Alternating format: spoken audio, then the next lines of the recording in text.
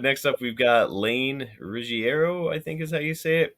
Has Jim got any stories about the late, great Sika Anoa'i? We haven't gotten to talk about Sika yet. He passed Yeah, away. yeah, yeah. I think I might have, excuse me, told it on a different way, but back, I got that picture over there. I should grab it later.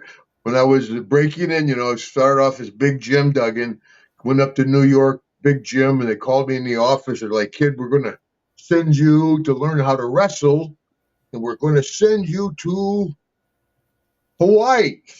And I'm like, okay, that sounds great.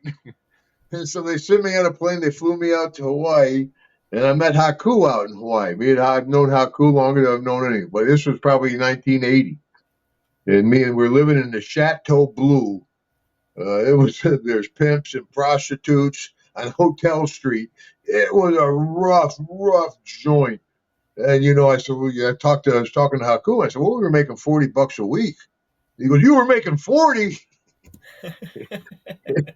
Anyway, we were starving, right? But we're right there by Ala Moana Beach. So everybody was into jogging. We'd jog down to Ala Moana Beach. And of course, there'd be a lot of girls from Idaho or Ohio or wherever. And we started poking the Pakalolo and shit. That was a great time. Everybody's in good shape and stuff. But we were starving.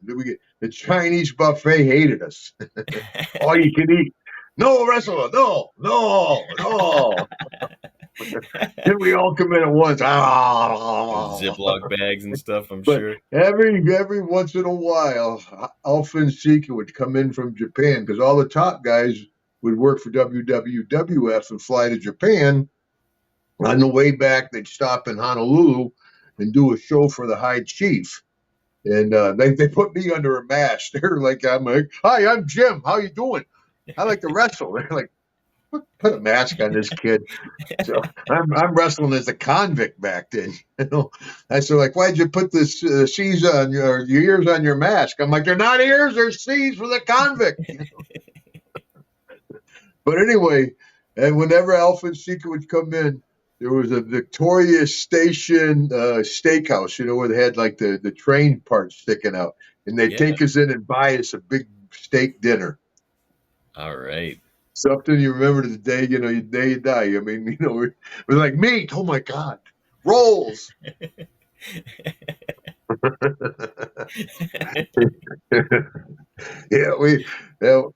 That was a fun time. It was a lean time, but sometimes the lean times are the most fun times. And like I said, Haku was living there, and the rest of the group there was Mike Masters was there. The other guys didn't make it. They left the business, of course. But Haku and I were they were stopping on the fingers for a while, but we hung on. Man, starving like that would make anybody want to quit the business. But yeah, you guys hung in there, Yeah. and the Sika. I mean, Well, what it's a like the Indies nowadays. The Indies nowadays is just on a different scale. Mhm. Of course, you didn't only work twice a week in Honolulu, Pearl City, and then once a month they'd have that big show at the arena in Honolulu, and we would hope Sika and Alpha would be on the show. Meet. Now, as you got to know Sika later on, any experiences around him or with him in the WWF? Yeah. If I was doing an autograph session, and there was a lot of folks there. God bless. Thanks for coming out, everybody. And I'm signing away, and I could see her. Hey, Hacksaw. And I looked up, and it was Sika, but it didn't register. And I went, yeah. And I put my head back down, and I'm like, holy shit. And I said, brother, oh my gosh. And he was like, oh, I'm like, oh man.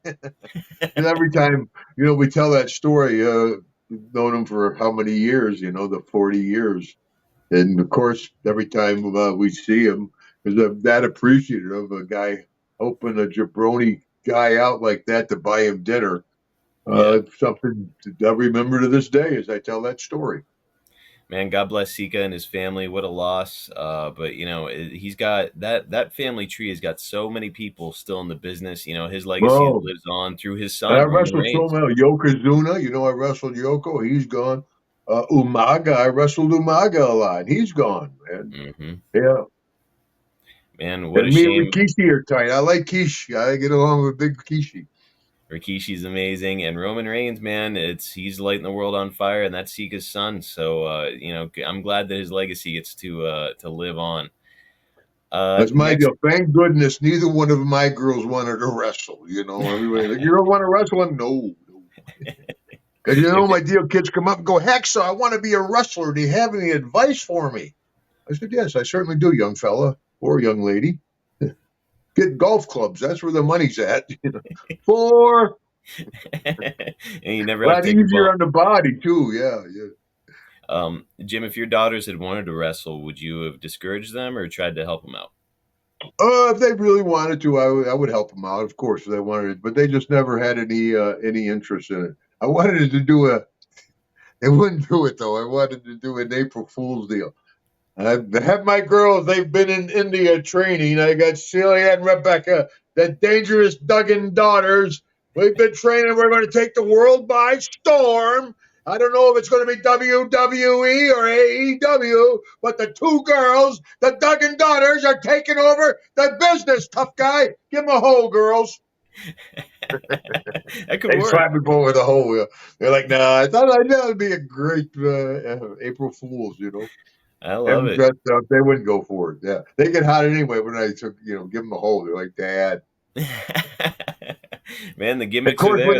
they were in high school and high school sports and even college, my one daughter played college volleyball. Got a volleyball scholarship. I did. Oh, and all those girls on those volleyball shorts.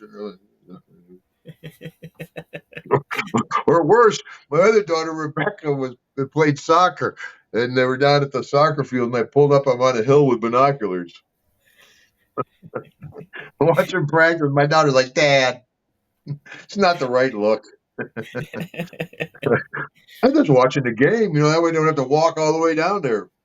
You're not parenting right unless you're embarrassing your kids every once in a Oh, while. well, there's one more quick one. My daughter, their mascot was the leopard, and her nickname is Boo, Rebecca Boo, anyway. So Boo, she was in school, and she was a leopard. So I get there about the end of the first quarter, and the leopard's standing there. And I'm like, Boo, Boo, Boo, Boo. My daughter comes up. She says, Dad, I'm the second half. Everybody in the place is like, why is that old man yelling at that kid? Oh, oops. It's my daughter. Sounds like you're just I'm booing the yelling boo girls. at the mascot on the same side as our team. Like that Hacksaw, what an asshole.